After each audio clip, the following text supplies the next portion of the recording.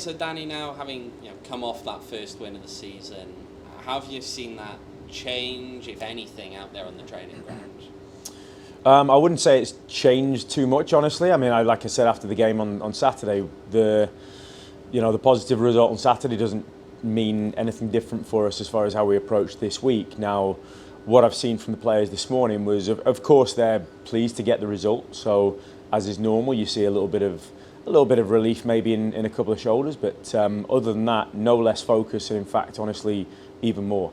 We're aware that this week we need to do everything that we did during the week last week in order to achieve another good result this weekend, and we'll expect another tough game this weekend, and we don't change anything that we do. Honestly, same thing as I said after previous weeks. We still worked just as hard last week to approach the game with Oakland. So same thing applies today.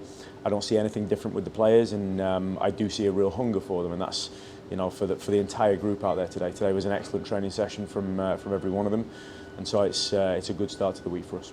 As you look now to New Mexico, obviously, a lot of different coaches will have different philosophies as they go around games like this. It's the first time that you're having to handle that as a head coach. How are you approaching that? Are you trying to play it down? Are you trying to big it up? Where's the balance? The focus, honestly, the balance comes from making the focus about us. And we make sure that what we want to do in the game is on point. And we prepare, of course, for each opponent that we play.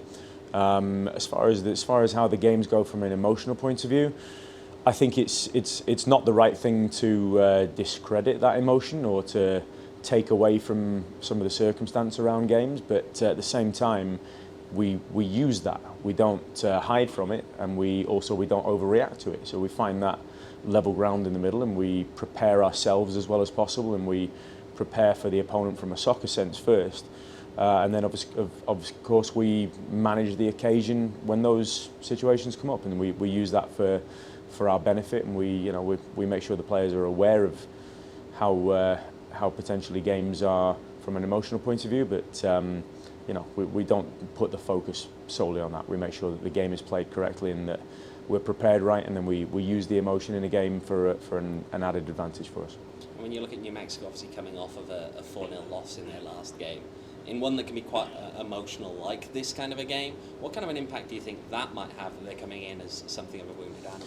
Yeah, I mean, listen, whenever you have a disappointing result, you're always very keen as a club, as a team, staff, players, everybody collectively to respond to that. So we know that that's what we're going to be facing this weekend, and New Mexico are a good team of players.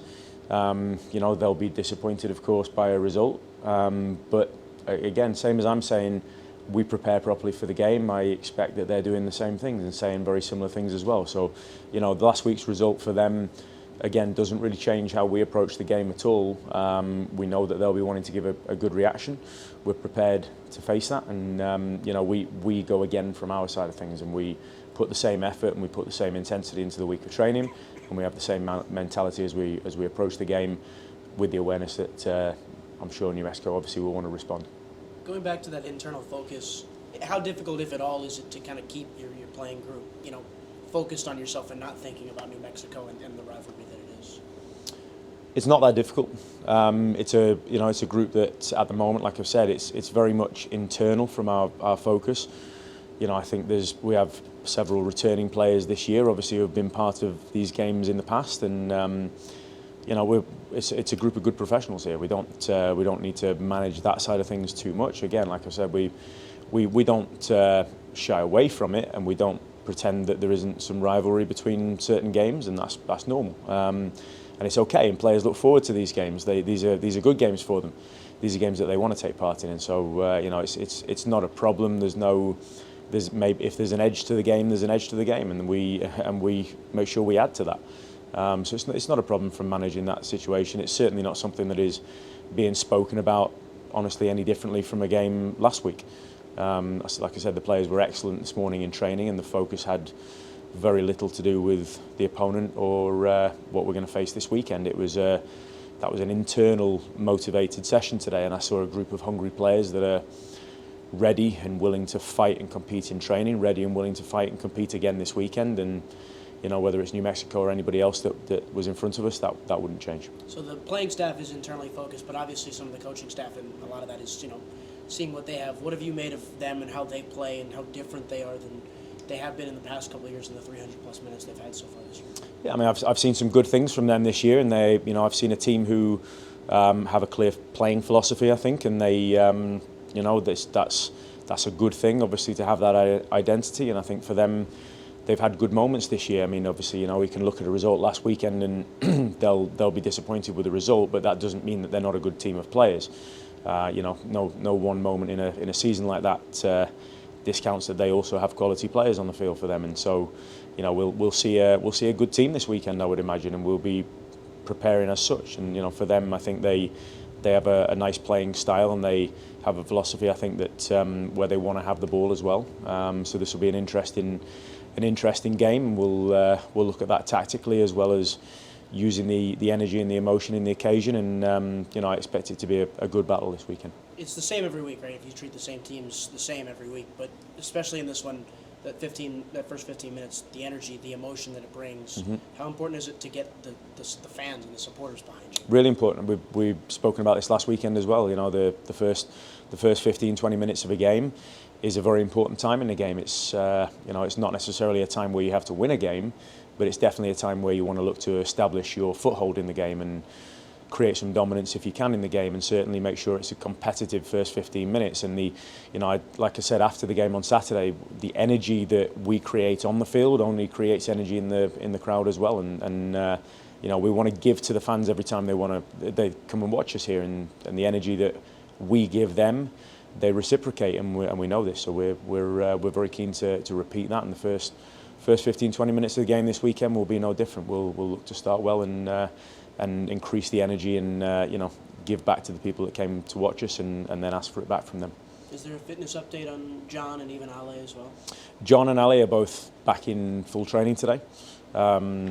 So John particularly is a little closer. Ale is, we're still managing his fitness and we're managing his reintroduction back into training, but both had very positive weeks last week. Both have been on the training field with the team this morning. So, without predicting too much into the future, looking too far ahead this week, certainly very positive news for both of them. I know John's your captain, but what would you say you really miss without having him out there? Look, I've spoken on John a few times. You miss quality as a player, you miss composure in the way that he plays, and you miss presence and leadership from a vocal point of view, and experience. You need experience in a squad, and you need experience in a team, and John brings all of those aspects. And at the same time, we know that John's missed quite a long chunk of time, and whilst we want him back on the field as quickly as possible, and we'll get him there quickly, we also want to give him the appropriate time to reintroduce himself and to be ready for that. It's not easy as an athlete to step back into competitive play after being out for a longer period of time, and so we're all very keen to get John back in with the group, but at the same time we know that there's a process to that, and we have the patience that's needed to make sure when he comes back that he comes back at the right time and in the right place in order to be the player that we know he is. But of course, a very important piece to the squad, and at the right time when he's ready, we look forward to having him back. What do you recall about everything that he went through? I mean, continuing to play through the playoff run and everything. Yeah. And, you don't see that, right? So. Yeah. I mean, look, John as a character is not someone who's going to pull himself out of competition unless he absolutely has to, and he fought through a lot of adversity in that last week before the final in Charleston, and I think it's pretty well known now that he was pretty sick that last week and fought through some illness and did a lot of work to recover, and the staff, the medical team and the athletic trainers and everybody connected with the staff did a great job of doing everything that we possibly could in order to have him fit and healthy for that final. And John was not 100% going into that game, and it was a test of his character, and it was one that he passed obviously with flying colours in the end. And of course it's a story that it's one of those almost fairy tale stories, one of those kind of movie moments where a player that has had that situation going into the final week not just makes it through the game, but of course has the has the moment in the 91st minute where he scores the equalising goal, and it was an incredible thing to see. It speaks mostly to John's character, and again we know what we have in this person, we know what we have in this player, but we're respectful and we are conscious of making sure that as a professional athlete we take care of him, and that we when we bring him back in the right way, so that we get the player that we know we do have. Thank you. Yeah, you're welcome. Knowing, of course, the extra pressure though that this game coming up this weekend can bring versus maybe a normal game, how important was it that you managed to relieve some of the pressure by getting the first win of the season in the week prior?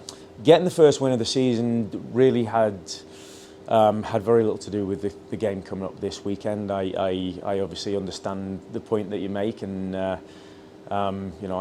take that point. But the game last week was about the game last week, and the game this week doesn't have much bearing on having won that first game last weekend. It's like I say, it's really, we take every game individually, and I know that's possibly a cliche thing to say, but it's the truth in terms of how we approach this. And it's obviously we're very pleased to have got that first victory last week, but like I said, we're happy with that, and we congratulate the players for the work that they did last week and the result that they achieved, but we've now reset again, and we start again now this week, and this weekend's game and opponent and the result that we obviously are going after again this week is a fresh challenge. It's last weekend's result is now done, and we move forwards, and like I said, we recognise the opponent that we play. We've played many times, and we have a good group of professional players who will rise to that occasion and harness the emotion in the right way to help their performance this weekend. And that's the message, that's the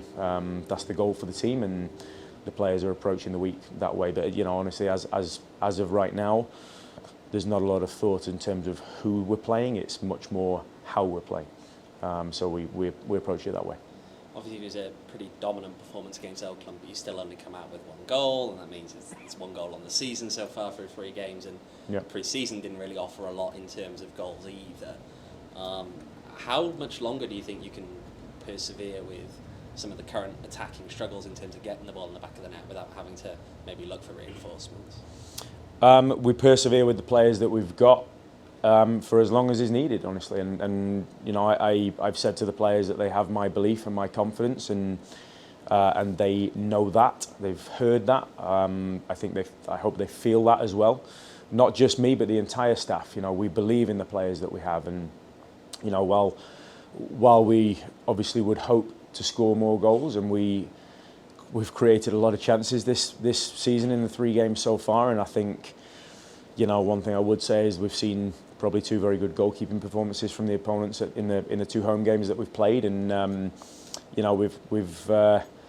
we've faced players in those positions that have probably done their part in stopping us from scoring as well. So again, we don't stop believing here, and we don't stop working with the players that we have, of course, and whoever is on the field and whichever attacking threats we have on the field, and I keep saying this as well, it's not about one player, it's about a team collective mentality and quality to take chances and to score goals. And different games, chances will fall to different players, like as we've seen so far, and we don't lose any confidence in what we're doing here.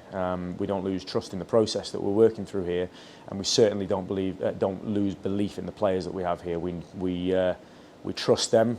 We have all the confidence in them, and when I see them work the way that they have in training here today, it reinforces that in my mind even more. So, whilst I understand your question, it's not something that, as I've said previously, it doesn't worry me to the point where we're looking at changing a lot of things, because the players we have are good players, and we trust them, we believe them, and that's where we're at.